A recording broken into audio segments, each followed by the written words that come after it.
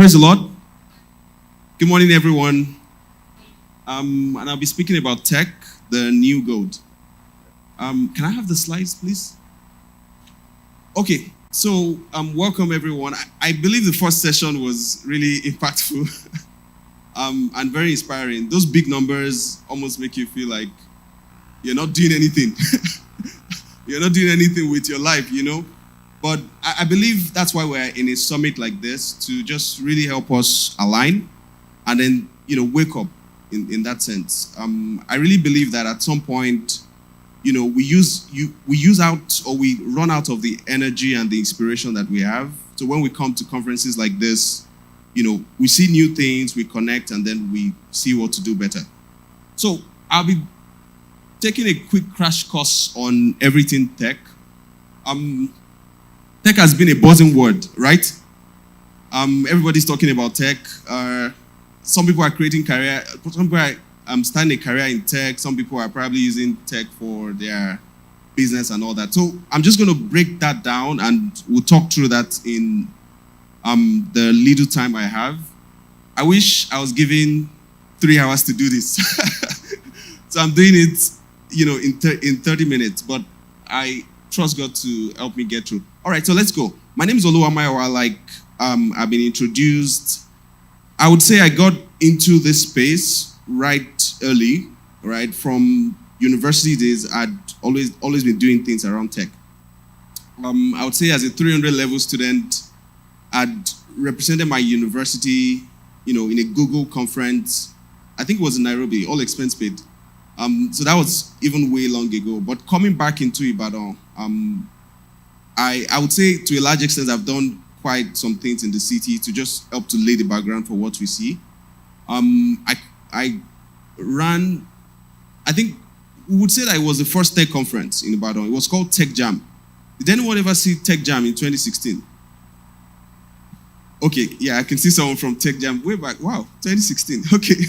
So we did Tech Jam in 2016. That was when, we didn't have anything tech in Ibadan. So right after that conference, we engaged with the Oyo State government to set up the Oyo State Tech Ecosystem Group.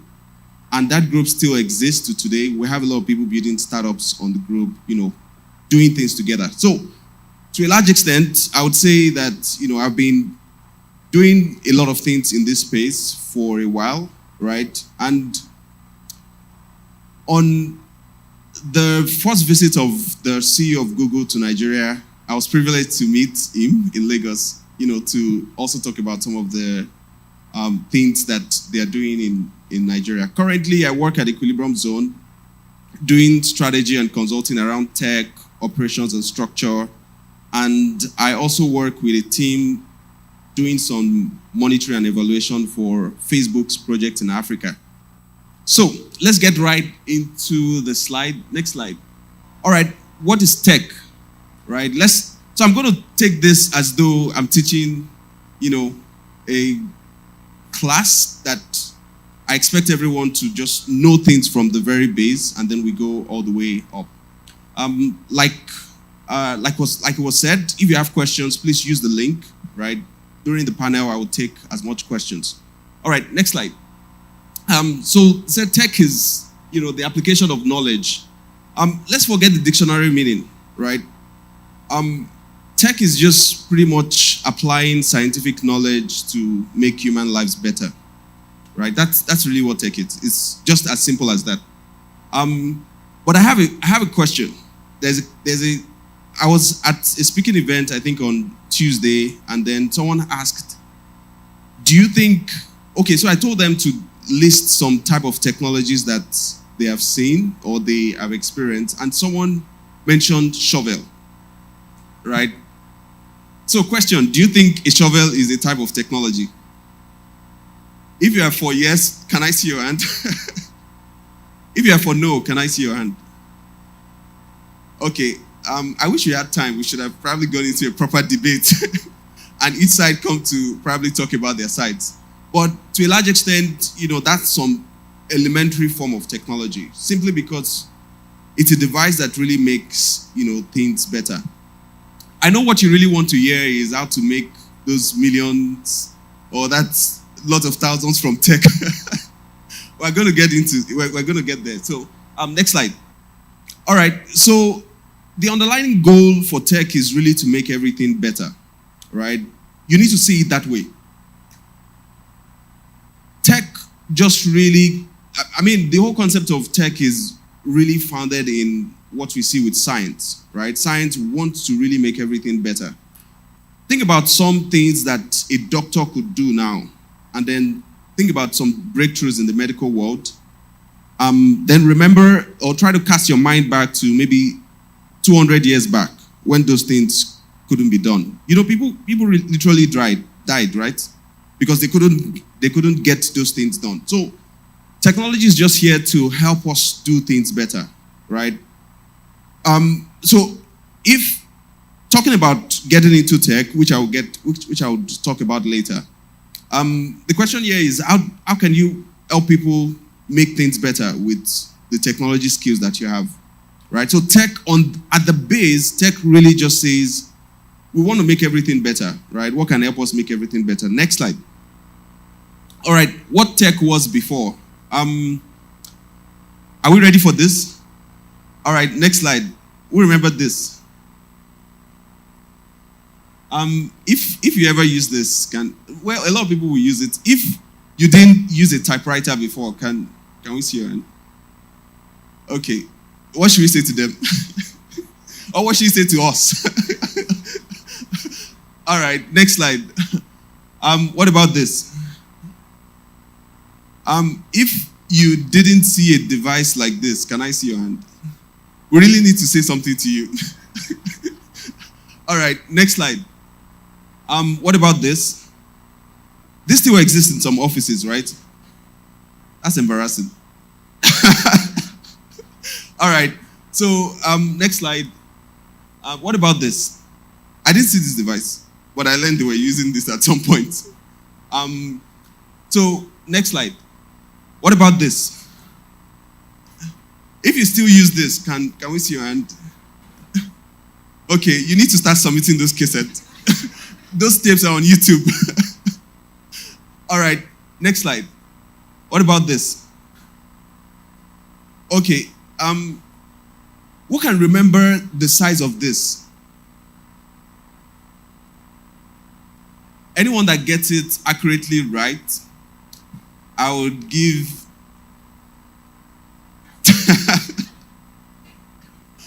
Please don't Google this. Don't go to your phones. Okay. Yes, what was the size? Yeah, there's 3 inches, 5 inch. Yeah, what's the size of any of them? Yeah, the memory is 254 megabyte, kilobyte. Was it 250? I can't remember myself, by the way. I was just going to confirm on Google. So someone said 256, right? So question, if you want to fit in 1 gig into a diskette, how many diskettes do you need? Let's do the calculation. I mean, you can use all these AI tools, right? How many floppy diskettes do I need to get 1 gig? We'll probably need we need more than 1,000, right? Because even one is not even up to 1 MB. So this is the power of technology, right? We had a device as big as this. Question, if you had a memory card that is, say, 5 gig, how many stick of that memory card can you hide inside the middle of this? You know, right inside this, there's just a disk inside, right? Did you ever open it? Yeah, there's just this black disk. So let's say we remove the black disk and then we're stocking memory card. How many can we stock in there? Right? Probably 50. Right? Because, you know, it's just tiny thing that you put in there. So that means this device that wasn't up to 1 megabyte, we could fit devices that is probably more than 100 gig. Right? That's what we're seeing. That's exactly why your phone is becoming more powerful. in technology, there's a law around that. It's called the Moore's Law. Moore's Law says that as we go by the years, things will become smaller and become, more powerful. Again, that's how to think about tech, right? What are the things people do, and what can you use technology to help them, do it faster or better or things like that? All right, next slide. So what is tech now? Or what does tech, or what has tech become in an age like this? Can anyone tell us maybe a type of latest age technology that you have seen in recent times? VR, right? Virtual reality says you can, talk to people and almost feel like you're in the same room, even though you are miles apart, right? Has anyone heard of self-driving cars? Right? So you have cars that can drive themselves. I don't think, I think there's one in Nigeria, but it doesn't really work that much. Obviously not in Lagos. Maybe in Ibadan. Maybe when the Mikra people are nice. Okay. We also have 3D printing, right? Who knows about 3D printing? So 3D printing simply says you can have a printer that, prints actual stuff. In fact, 3D printing is start to take a new shape. They are now 3D printed houses. Meaning, some people are building a whole house, say in about a week, by just using 3D printing technology. They just really impute the design, put the texture, and then the machine just really prints out the house. I wish we had time, right? I would have played some videos, but I can see my time already. All right, so we have this. So this is a perfect city to look out for, to see what technology really is evolving into. Why is all of this important? Most of people that are doing something really great in technology right now, they simply have a forehand information of what those things are going to evolve into. Do we get that? It's because they knew those things would become this powerful. I remember the conference I said I went to as a 300 level student to Nairobi. Everything we're talking about now, social media, all of those things were predicted and was talked about in 2013 or in 2012, 2013 at that conference. So this is 10 years down the line. We're now just coming into this. They were already picturing the world where we will have something called artificial intelligence. I could pull out the slide. They were talking about AI in 2013, before even the 2020s. So that means, sometimes if you think you want to do something with technology now, before you are done learning it, everyone has moved, right? Does anyone ever feel that way? Right? You're learning something, maybe you're learning how to use Microsoft Word, and then all of a sudden there's already social media. You're learning social media, you're learning Instagram, there's now TikTok, right? And then things. So that means one of the best ways to really thrive in tech is to follow that trend and see where things are going. Next slide. Okay, so 4 key areas of tech. All right, next slide. So first, we have hardware. These 4 areas are the key areas where we can fit everything that is going on in tech too.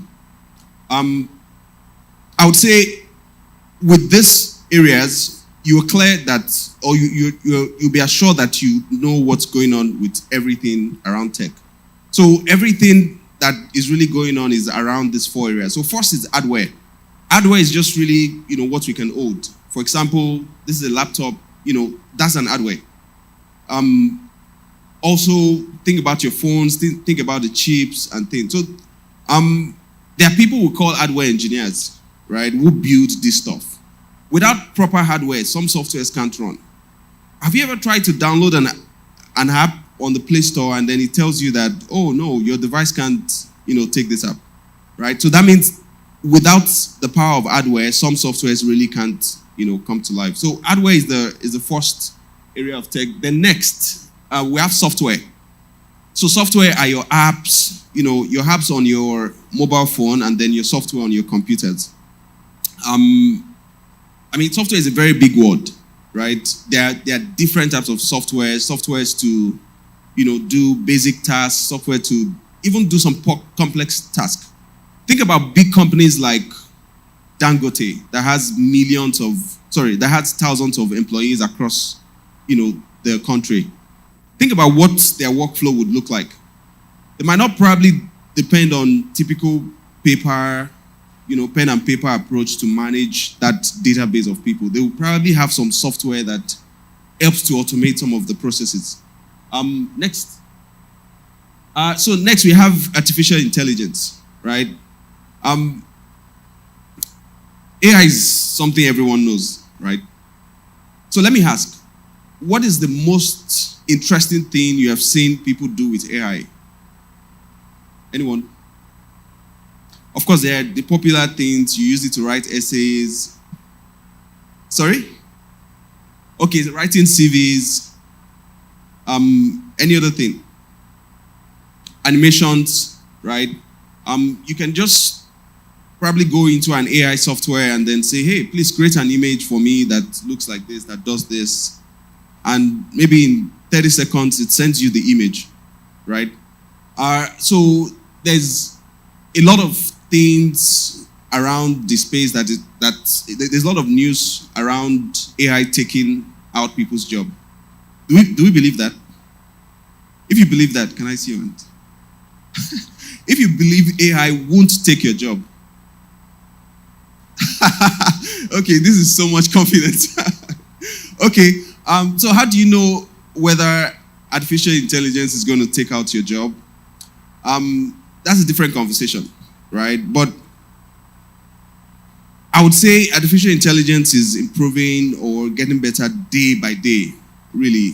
But at the base, it's not going to necessarily take out people's job. It's just going to help us work differently, right?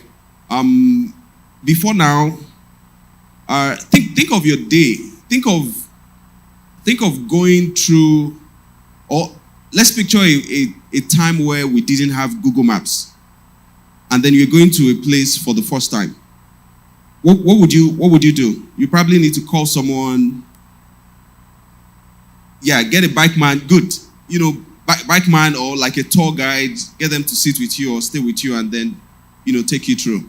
So, do you think Google Maps took the job of that tour guide or that bike man? Some people said yes, some people said no. Okay, what do we think? Do you think that, let's say that's an actual job. Maybe people do the job of saying, my job is, I show new people around the city. I mean, that's what tour guides do, right? Right? So, but let's say tour guide within the city. So would we say Google Maps took the job of that person?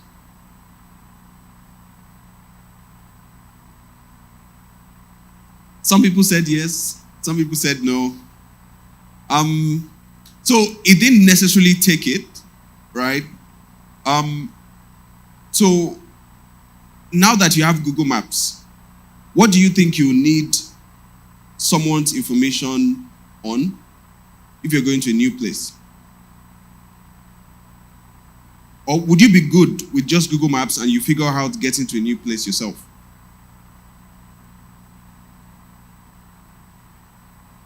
I like the fact that a lot of people are really sure. Okay, yeah. So I mean, when I was sent so when they asked me if they should describe the venue to the church here, I said no, I don't need the description. Just send me the Google Map link, and I got here. Right? So before I will probably have to call, okay, when do I turn right? When do I turn left?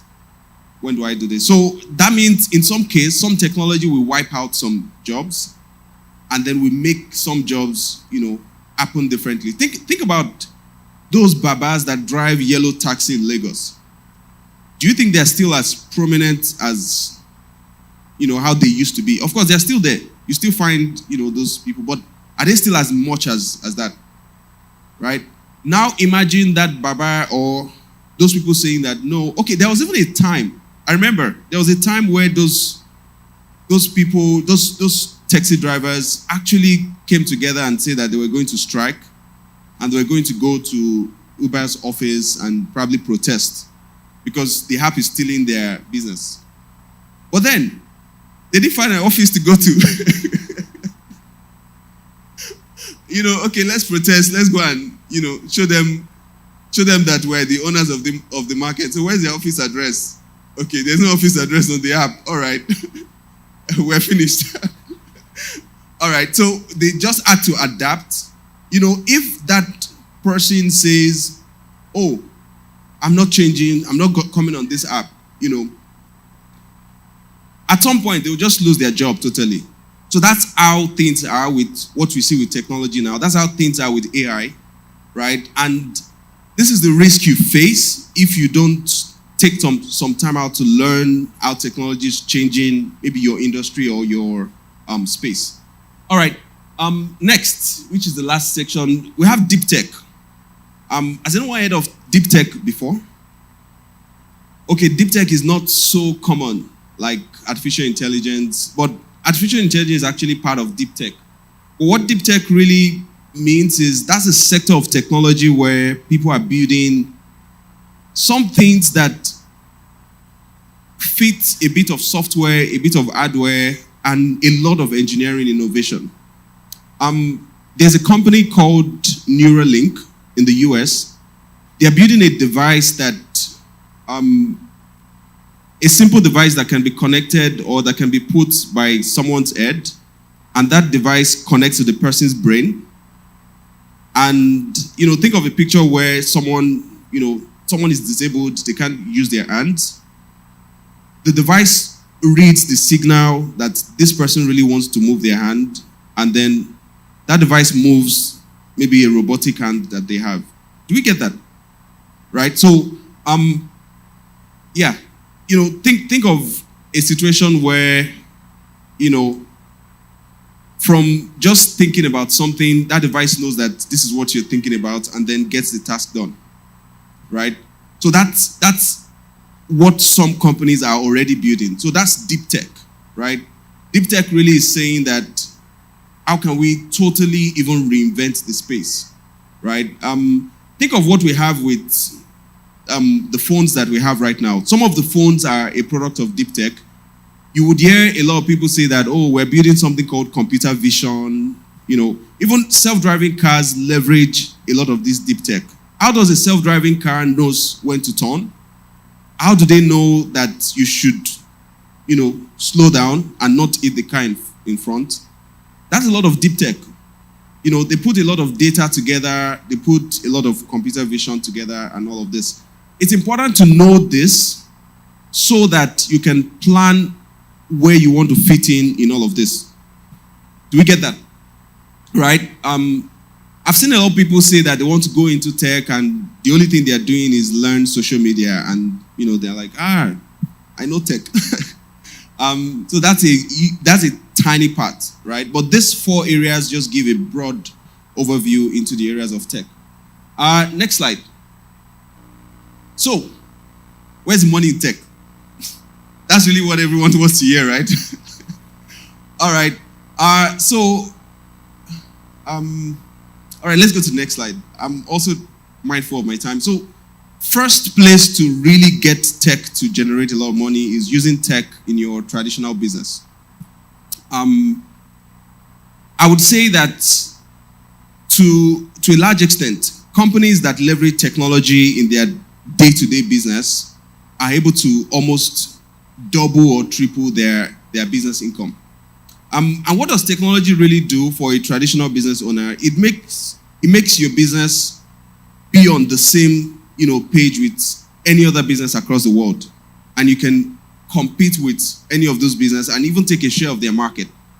Right here in Ibadan, I know some businesses that they have a website and they actually get orders from other countries. Right from the city, they just really run their marketing campaigns to other locations, and people order, and there are simple integrations, right?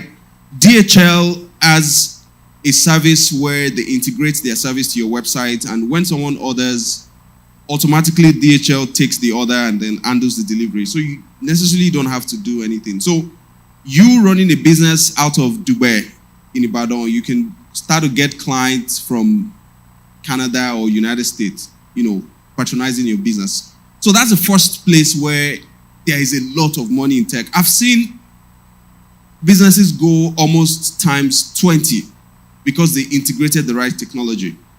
And a business that doesn't really use technology is bound to what that person can do. Let me paint a scenario. Imagine you have a website to sell your product. The website is descriptive enough. It has all of the details. It has a payment option. It has all these things. And then say you are at sleep and someone thinks about a product or a service that they want to get from you, and they go to your website, and right there they order the pay, and you just wake up to a credit alert. Do we get that? That's what tech looks like. That means you can now do more. Also, another scenario is if you're going to manage things, manually, or if you say to people, you have to come to my store before you can order a product from me, a huge share of your market is gone, because if that person is not within the vicinity, or if they are not deliberately coming all the way to you, you don't get to, make that sale. Next slide. So second place where, you see the money in tech is starting a career in tech, right? That is very popular now. Careers in tech, to a large extent, this simply means that you are now building a career in any of those 4 areas that we mentioned. Either you're building a career in the hardware engineering part of tech, or you're building a career in the software engineering part of tech, or you're building a career in the artificial intelligence or in the deep tech, right? And there are many, many careers in tech, right? I have a digital literacy course on my website that shows all of this. I would probably talk about that. But there are some people that work with some organizations in other countries right from this. The work that I do for the monitoring and evaluation for some of the project of some big tech, I pretty much work from anywhere I really want to work from. We just have digital tools that help us connect, map out the project, and then we get things on. So that's what this can do. To a large extent, for some careers at the peak, people make as much as $120,000 per year working remotely, right? Again, emphasis at the peak. Because some people see these numbers and then start to learn tech, then next week they're looking for a job that will pay them, right? Those people that make that much, they have spent some time to build that. Number one, build that expertise. Number two, spend some time to build the experience. And then number three, spend some time to build the network, right? Sometimes, especially in the tech space, it's really about network, right? It's someone, recommending you, or it's really about you putting out a personal brand, right? Personal branding is another, topic on its own. But here's the second place, starting a career in tech. There are many careers: product designers, product managers, software engineers, app developers. I can name up to 20 careers in tech. Some requires you to write computer programs. Some doesn't even require you to write computer codes or write any software. Things like product designer. A product designer doesn't necessarily write any computer code, right? I would say most people that have graphic design knowledge just transition into product designing, right? And it's usually easy for them. That doesn't mean that if you don't have these design skills, you can't transition. All of these things you can learn. For most, there are free courses, and then there are paid courses. I would usually say that you want to start with the free courses. So we have product management, you have product, designers, you have even very non-traditional roles. To all the traditional roles that we have now, there is a parallel role in tech for that role. Think of someone sitting in front of, sitting at the front desk of the company, the customer, or maybe the admin person. There are roles, for example, someone that is doing tech sales in a company like Microsoft is doing close to what that person is doing, but in a different form. Do we get that? So, if you're considering a career in tech, most likely what you're currently doing, you just need to understand how to move to tech within that space. if you have been a strategist or if you have been like maybe the operations manager in your company, you could probably go into business analysis, and that takes you right into tech. All right, next slide. Okay, sorry, let's go back to the previous slide. Yeah, so this is the last one, building a tech product or tech business. This is very easy. Has anyone used A-Food before? A-Food to order food online. Right, do you know that app was built here by some people in Ibadan, right? Right. I think A-Food even raised about $20,000 in funding from some people in the US, right? So this is the third way. You build a tech product. Again, go back to where we started from. You're literally just designing or looking out for problems people have, and then building a tech product around it. Sometimes it could be as simple as a tool that helps people order food, right? Ordering food shouldn't be something we need a tech product for, but it has become a thing now, right? So there's a popular one, Chowdeck, right? If you Google Chowdeck and Google how much Chowdeck is worth, they're worth, millions of dollars. That's a company that was founded some few years ago. Of course, people's journey are different, right? For some, using tech in your business might be that place where you'd unlock that wealth. For some, starting a career is just all you need, right? While for some, you build a tech product and then you get right into it. As I start to wrap up, let's go to the next slide. Next slide. So how to get started? Number one, get enough information, right? Has this class been helpful so far? Right. So you get information like this. There are courses out there, right? Like I said, I have a digital literacy course, which I can drop the link. Then number two, start out something. A lot of mistake that people make is they consume a lot of information but don't do anything, right? So second is to start out something. The next, keep learning. Like I said, things are changing. What you think you're learning now, there's something new that would come up. All right, next slide. I think that should be all. Yeah, next. Let's see. Okay, there's the last slide, but all right, thank you very much. I think that's all. So if there are questions, I'll be able to take the question during the panel sessions.